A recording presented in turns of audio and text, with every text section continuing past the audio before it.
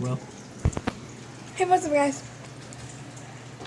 Today we're going to be making part 2 our last video. Okay.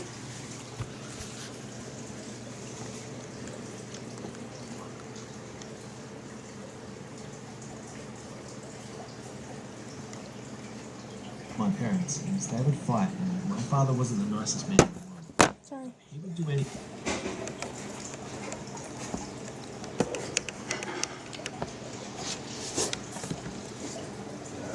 Sent to prison, and we haven't heard anything from the police since.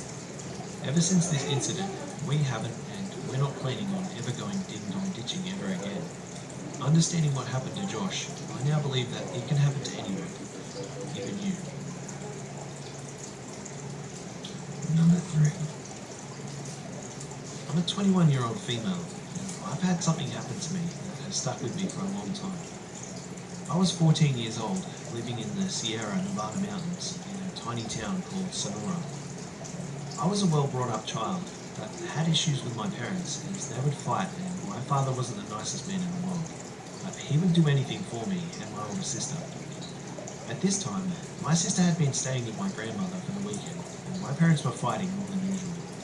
I had been depressed all day until a good friend of mine called Gina called me. She asked me if I wanted to have a slumber party at her house, which for me was just a long walk down the street. I agreed, and I packed up my stuff and told my parents that I was going to be staying at Gina's house, and then I left.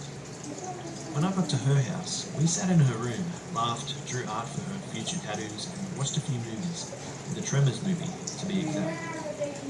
Well, she suddenly got up and left the room, and then called me in and introduced me to a tan guy I'd never met before.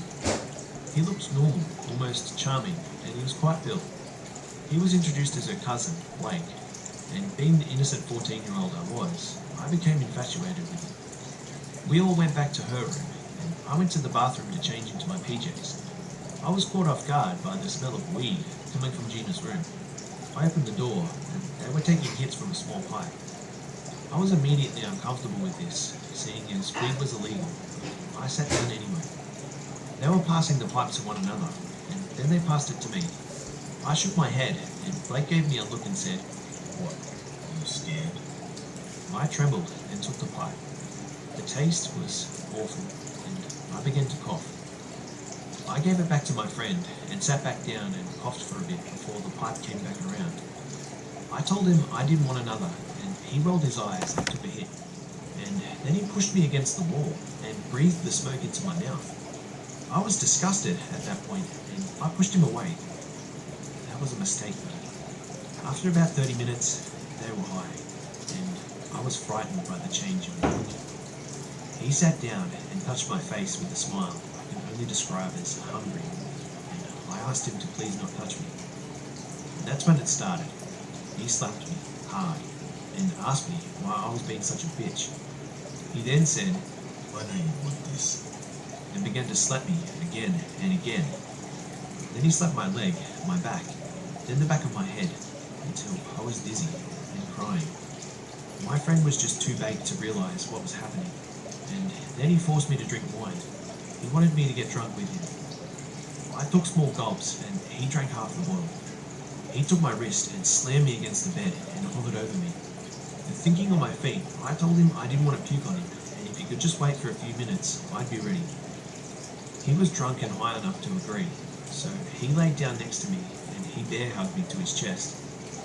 I was ready to scream, as I could feel something poking into my thigh. After holding my breath for what felt like hours, he began to snore loudly. I carefully wiggled away from him and slept on the floor in the corner against the wall for a few hours until the sun had just come up, and then I bolted home as fast as I could. I had had an issue with the police in the past that scared me enough not to want to walk home before 6 a.m. And so I was afraid of getting in trouble because of the weed smell. I hopped in the shower and washed my clothes right when I got home. I wish I could say that I went to my parents, the police, anybody, but I just couldn't. For fear of getting in trouble with my father, I kept it secret until I was much older. Only then did I realize that Blake was a 19-year-old drug addict who also had a history of raping and beating girls much younger than him. I got lucky that night, and I can never sleep at someone's house again without feeling really ill. don't know whatever came of him, but I sure hope we never see each other ever again. Number 2.